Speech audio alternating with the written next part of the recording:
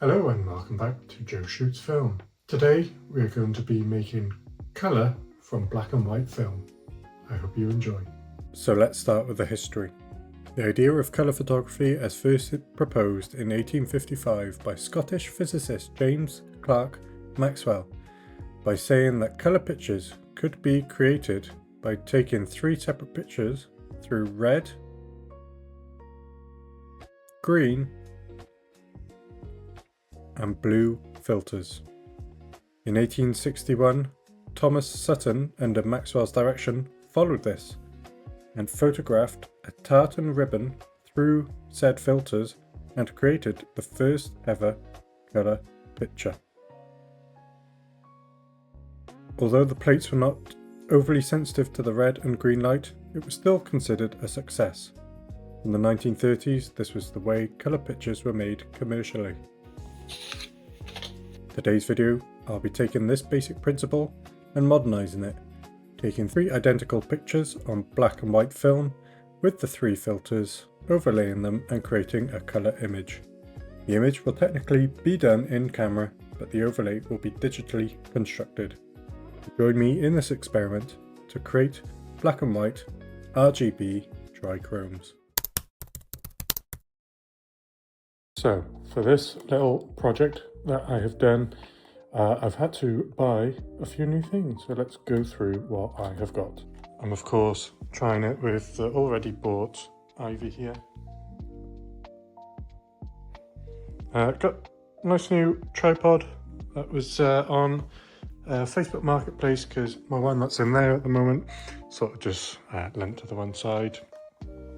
In a charity shop I found this little filter thing that just attaches like so onto the front of the camera. For today's experiment I'm using the Olympus OM10 for the first time with some Ilford HP5, and then from there I've now got the Cokin or Cockin, whatever it's called, red filter,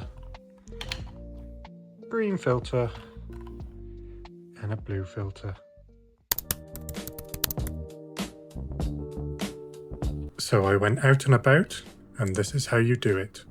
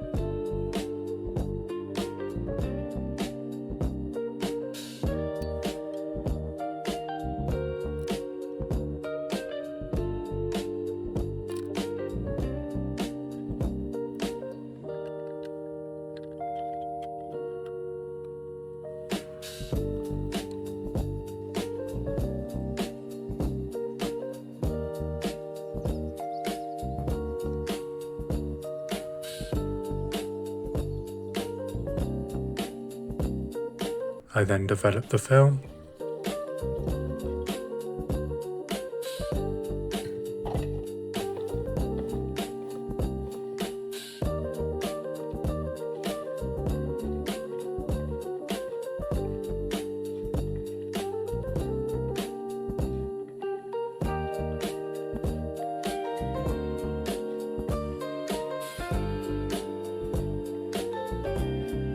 And then got ready to scan.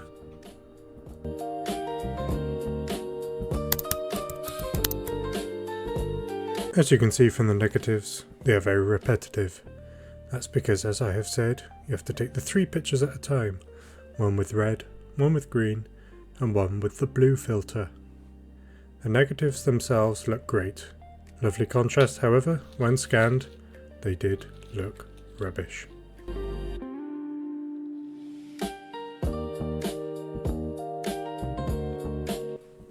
Very heavy on the grain, scratches all over them and underexposed. This could be due to a few things which I'll come back to soon. So if we excuse all the dust and scratches, we'll get to that shortly. Basically what you firstly have to do is just go into Image, Mode, Grayscale, and do that for each one of your red, green and blue layers.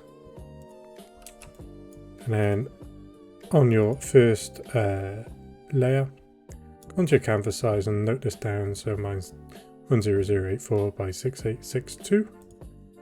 And what you want to do is just go onto canvas size for every layer and set it to the same each layer. So 6862. Just press proceed.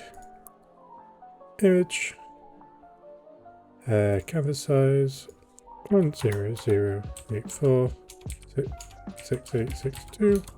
Press OK, proceed, and then they're all the same size. From here, you just click onto channels by there, press the little hamburger icon, press merge channels, make sure it says 3 channels by there, go on to RGB color and set your channels. So R for red, G for green and B for blue. Press OK and it should create this wacky colourful image. We'll get onto why it went slightly wrong shortly, but from here basically if you just press V to bring up your select tool, make sure auto select isn't selected, select your red layer but make sure that RGB is ticked, so you can basically move it around from here and start lining up the layers. So as you can see, that yellow layer has now disappeared and merged into the others, and from there you can then use the arrow pad to get it a bit more precise. You'll have this wacky border, but from there you can just crop it down, and there we go. Oop, well, so there we go, and there we go. You have a colour image from 3 black and white images. There are a few possibilities on why it went wrong. Firstly, the film did expire in 2019, something that I didn't account for, even for just that one stop in development and taking the photos. Secondly, the chemicals I used I'm pretty sure are probably out of date, and if not that, have been used many times over and over. I want to eventually change chemical from Sinistil D96 to Rodinol or something like that. Hopefully that will stop the grain over the long run. Thirdly, after taking the images, I did realise that I forgot to change the exposure for each filter. You're supposed to add light per filter. In the cases of the filters that I used, it is +3 stops for the red, +2 2/3 for green, and +3 for the blue filter. This would have allowed more light into the camera and better exposed images and better colours in the final piece. I did enjoy doing this project overall. It was very different, fun and experimental. With some tweaking you probably could get some decent colours. Not saying that there aren't colours there, because there definitely are colours on the images. I will retry with better chemicals, better exposures and clean up the camera to get rid of those scratches. So I guess you'll just have to tune in for part 2 when it comes out. Thank you very much for sticking around and tuning in for this long, and I'll see you next time for more analog photography fun. Goodbye.